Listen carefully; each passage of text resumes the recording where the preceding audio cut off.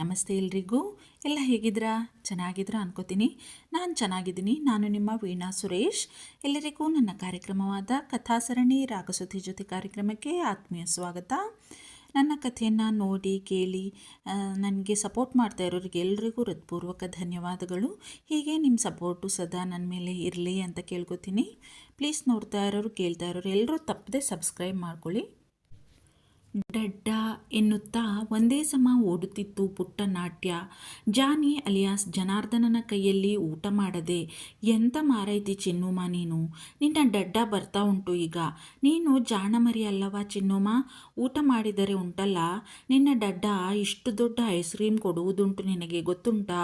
ರಮಿಸುತ್ತಾ ಓಡಾಡಿ ಸುಸ್ತಾಗಿ ಕುಳಿತು ಬಿಟ್ಟಿದ್ದ ಜಾನಿ ಅವನ ಹತ್ತಿರ ಬಂದು ಕೆನ್ನೆಗೆ ಮುತ್ತು ಕೊಟ್ಟಿತ್ತು ಮುದ್ದು ನಾಟ್ಯ. ನನ್ನ ಚಿನ್ನುಮ, ಜಾಣೆ ಮರಿ ನೀನು ಬಂಗಾರ ಎಂದು ಮುದ್ದಿನಿಂದ ಅಪ್ಪಿದ್ದ ಅವಳನ್ನು ಜಾನಿ ಕಣ್ಣೀರಾಗಿದ್ದ. What rubbish! ನಮ್ಮ ಕಂಪನಿಯಂಥ ರೆಪ್ಯೂಟೆಡ್ ಕಂಪನಿಗೆ ಮಿಡಲ್ ಕ್ಲಾಸ್ ಲೋ ಕ್ಲಾಸ್ ಜನರನ್ನೆಲ್ಲ ಸೆಲೆಕ್ಟ್ ಮಾಡಿದ್ರೆ ಹೀಗೆ ಆಗೋದು. ಏನಂದರೆ ಏನೂ ಗೊತ್ತಿಲ್ಲ ನಮ್ಮ ಕಂಪನಿಯ ಬಗ್ಗೆ, ಇಲ್ಲಿನ ವ್ಯವಸ್ಥೆಯ ಬಗ್ಗೆ, ಲೈಫ್ ಸ್ಟೈಲ್ ಬಗ್ಗೆ ಅಂತೂ ಕೇಳೋದೇ ಬೇಡ. ಹಾಂ, ಇಂಥವ್ರಿಗೇನು ಗೊತ್ತಿರಲು ಸಾಧ್ಯ ಹೈಫೈ ಲೈಫ್ ಸ್ಟೈಲ್ ಬಗ್ಗೆ? ಇಂಥವರು ಏನಿದ್ರೂ ಶ್ರೀಮಂತರನ್ನು ಬಲೆಗೆ ಬೀಳಿಸಿ ತಾವು ಮೇಲೆ ಬರೋದಕ್ಕೆ ನೋಡ್ತಾರೆ ಅಷ್ಟೇ. ಇವರ ಹಣೆ ಬರಹ ಇಷ್ಟೇ. ಆಮೇಲೆ ಹತ್ತಿದ ಏಣಿಯನ್ನೇ ಒದ್ದು ಓಡಿ ಹೋಗ್ತಾರೆ ಇಂಥವರು. ಮೋಸ, ಬರೀ ಮೋಸಗಾರರು, ಬ್ಲಡಿ ಚೀಟರ್ಸ್. ಸಿಟ್ಟಿನಿಂದ ದವಡೆ ಬಿಗಿದಿದ್ದ ಆಯುಷ್. ಪ್ರತಿ ಸಲ ಬಡ ಹುಡುಗಿಯರನ್ನು ತನ್ನ ಕಣ್ಣೆದುರು ನೋಡಿದಾಗಲೂ ಕೆಂಡದಂಥ ಕೋಪ ಅವನಿಗೆ. ಯಾರದೋ ಮೋಸ, ಯಾರದೋ ವಂಚನೆ, ಯಾರದೋ ನಯವಂಚಕತನ ಎಲ್ಲವೂ ಕಣ್ಮುಂದೆ ಬಂದು ಕೆಂಡವಾಗುತ್ತಿದ್ದ ಆಯುಷ್ ಆಚಾರ್ಯ. ನಾನು ನಂಬಿದವರೆಲ್ಲರೂ ನನ್ನಿಂದಲೇ ಬೆಳೆದು ನನ್ನಿಂದಲೇ ಹೆಸರು ಮಾಡಿ ನನಗೆ ಮೋಸ ದಗ ಮಾಡಿ ಹೋದವರೇ. ಎಂದಿಗೂ ನನ್ನ ಉಸಿರುವರೆಗೂ ಇಂಥವರನ್ನು ನಂಬಬಾರದು ಅಂಥ ಪಾಠ ಕಲಿಸಿದ್ದಾರೆ ಎಲ್ಲರೂ. ಬ್ಲಡಿ ಮುಷ್ಟಿ ಬಿಗಿದು ಹಲ್ಲು ಕಚ್ಚಿದ್ದ. ಮುಖ ಕಣ್ಣು ಎಲ್ಲವೂ ಅವನ ಕೋಪಕ್ಕೆ ಸಾಕ್ಷಿಯಾಗಿ ಕೆಂಡದಂತಾಗಿದ್ದವು. ಹಾಯ್ ಹ್ಯಾಂಡ್ಸಮ್, ನುಲಿಯುತ್ತಾ ಒಳಬಂದವನನ್ನು ಅಪ್ಪಲು ಬಂದಿದ್ದಳು ಮೋಹ. ಕೆಂಪಡರಿದ ಕಂಗಳಿಂದ ಅವಳತ್ತ ತೀಕ್ಷ್ಣವಾಗಿ ಒಮ್ಮೆ ನೋಡಿದ್ದ ಆಯುಷ್ ಆಚಾರ್ಯ. ಅಲ್ಲಿಯೇ ನಿಂತು ಬಿಟ್ಟಿದ್ದಳು ಬೆಚ್ಚಿ. Stay away from me miss Moha, I don't like such a nonsense. ಇವೆಲ್ಲ ನನಗೆ ಇಷ್ಟ ಆಗಲ್ಲ ಎಂದು ಗಂಭೀರವಾಗಿ ಹೇಳಿ ತನ್ನ ಐಷಾರಾಮಿ ಚೇರಲ್ಲಿ ಹೋಗಿ ಕುಳಿತಿದ್ದ ಆಯುಷ್.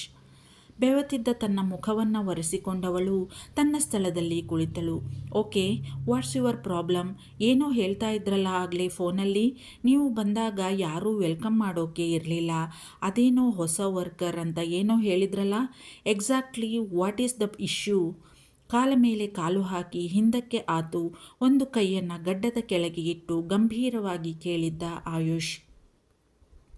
ಉಗುಳು ನುಂಗಿದ್ದಳು ಮೋಹ ಅವನ ಮಾತಿನ ಧಾಟಿಗೆ, ಧ್ವನಿಯಲ್ಲಿದ್ದ ಗಂಭೀರತೆಗೆ. ಅದು ಮಿಸ್ಟರ್ ಆಚಾರ್ಯ, ಅದು ಎಂದು ವಿಷಯ ಹೇಳಲು ತಡವರಿಸಿದಳು. Leave it miss Moha. See, it's your working place, like your home, isn't it? I think so.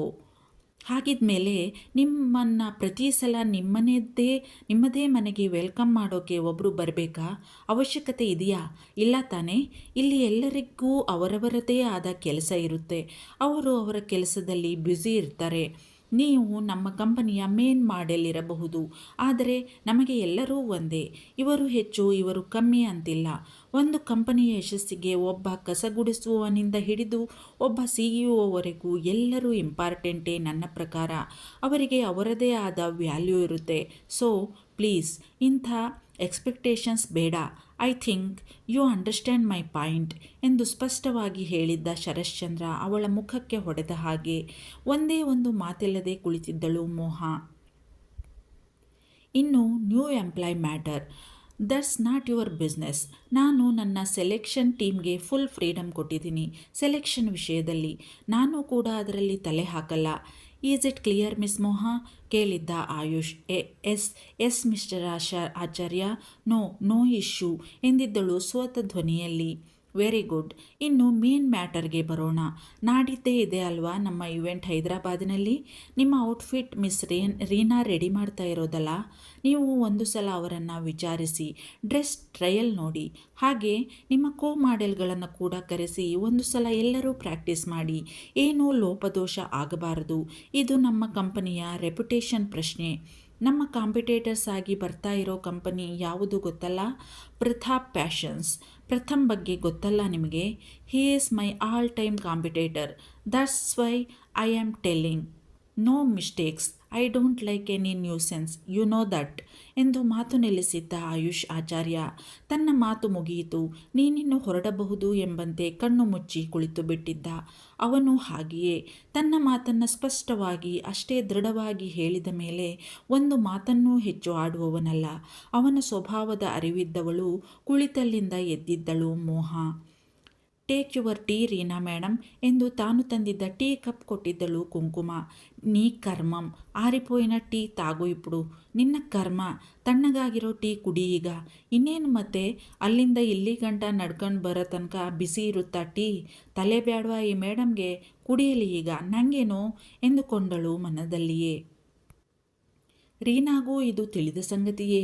ಆದರೂ ಅವಳಿಗೆ ಕುಂಕುಮಾಳಿಗೆ ಕೆಲಸ ಹೇಳುವ ಚಟ. ತಾನೇ ಹೋಗಿ ತನಗೆ ಬೇಕಾದಾಗ ಬೇಕಾಗಿದ್ದನ್ನು ಕುಡಿದು ಬರುವವಳೇ ಯಾವಾಗಲೂ ಅವಳು.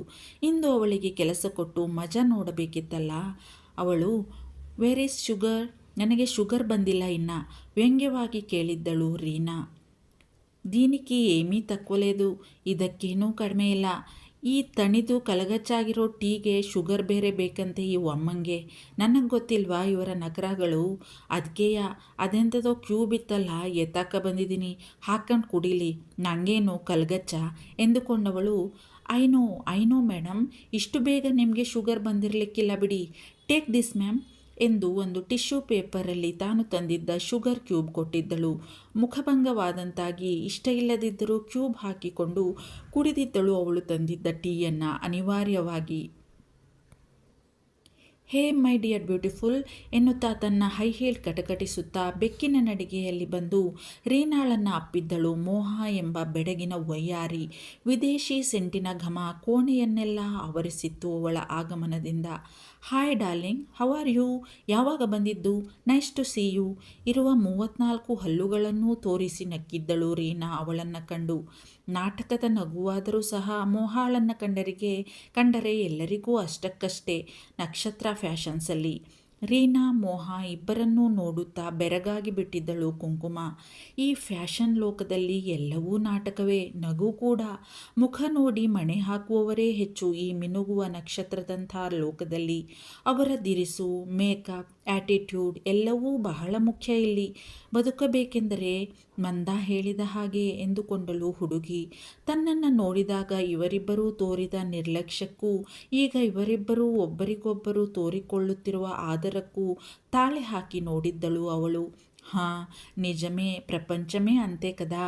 ಹಾಂ, ನಿಜವೇ, ಪ್ರಪಂಚವೇ ಹಾಗಲ್ವೇ? ಇಲ್ಲಿ ತೋರಿಕೆಯ ಆಡಂಬರಕ್ಕೆ ಬೆಲೆ, ಯಾರಿಗೆ ಏನಂದು ಏನು ಪ್ರಯೋಜನ ಎಂದುಕೊಂಡಳು ಕುಂಕುಮ. ಇವಳನ್ನು ನೋಡಿ ವಿಚಿತ್ರ ಮುಖಭಾವ ತೋರಿದ್ದಳು ಮತ್ತೆ ಮೋಹ. Reena, who is this girl? ಇಲ್ಲೇನು ಮಾಡ್ತಾ ಇದ್ದಾಳೆ ಇವಳು? ಬೆಳಗ್ಗೆಯೂ ನೋಡಿದೆ ನಾನು ಬಂದಾಗ, ಹೊಸದಾಗಿ ಅಪಾಯಿಂಟ್ ಆಗಿದ್ದೀನಿ ಅಂದ್ಲು.